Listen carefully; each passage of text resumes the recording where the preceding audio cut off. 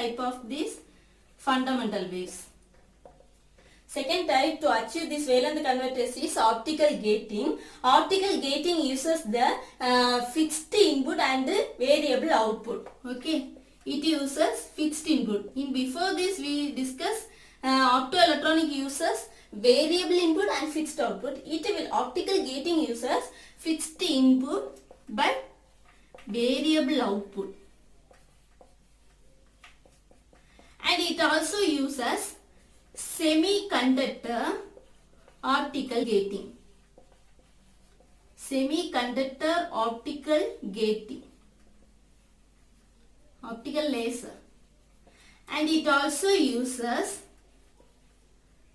optical gain modulation. Optical modulation. Optical modulation can also two types, that is optical gain modulation and phase modulation. Optical modulation can be of two types, cross gain modulation and cross phase modulation. And cross phase modulation. But this optical gating uses mainly cross gain modulation. Okay, this will modulate the gain and phase. Gain and phase. Optical gating means it uses the fixed input and variable output, and optical gating uses semiconductor optical laser, and it also uses optical modulation, that is it has two types, cross gain modulation and cross phase modulation, and it mainly uses cross gain modulation, and this function is it will modulate the gain and phase. Next we are going to discuss this cross gain modulation. Okay, cross gain modulation means here we are giving two inputs, lambda S and lambda C. This is SLA. SLA means semiconductor laser amplifier and filter. Next output is lambda S. Lambda C means continuous wave. This is input. Okay. In optical gating, this figure name semiconductor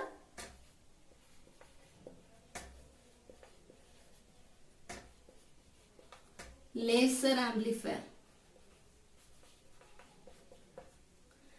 Semiconductor laser amplifier. In optical gating, it uses this semiconductor laser amplifier. It will in cross gain modulation. This is the in cross gain modulation. Okay.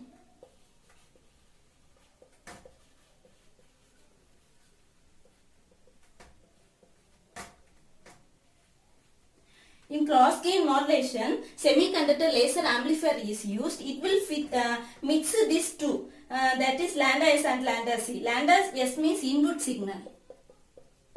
It will mix the input signal and continuous wave to the semiconductor laser amplifier, and the filter is used after this semiconductor optical laser amplifier. Filter will terminate the original wavelength. This is the original wavelength. It will terminate the original wavelength, and that is the output. Cross gain modulation. Cross gain modulation, here it uses the semiconductor laser amplifier. The use of the semiconductor laser amplifier means it will mix these two lambda S and lambda C. Lambda S means input signal and lambda C means continuous wave, and after this semiconductor laser amplifier, filter is used. What is the purpose of this filter means it will terminate this original wavelength as the output.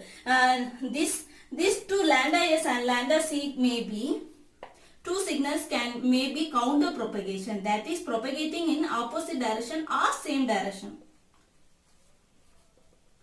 Okay, these two lambda S and lambda C can be counter propagation. Counter propagation means it can propagate in same direction or different direction. Okay, these are about cross gain modulation in optical gating, and advantages of this optical gating means polarization independent. Polarization independence. And disadvantages means inverted output, and it will perform low extension ratio. Okay, these are about optical gating. Shortly we want to say means optical gating uses the fixed input and variable output, and it also uses semiconductor optical laser. It uses optical gain modulation. Optical modulation, that is of two types, cross gain modulation and cross phase modulation. Cross gain modulation is the main use in this optical gating, and this cross gain modulation uses the semiconductor laser amplifier.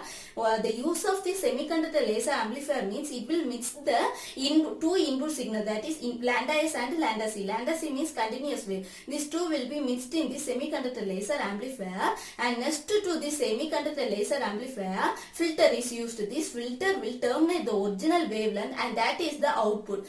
Okay, then we have discussed that these two inputs can be counter propagation, that is propagating same direction or opposite direction. And the advantages of this optical gating means polarization independence. Next, disadvantages means it will be inverted, it suffers from inverted output and low extension ratio. These are about optical gating. Next, we are going to see about the third ways to achieve this wavelength converter, that is interferometry.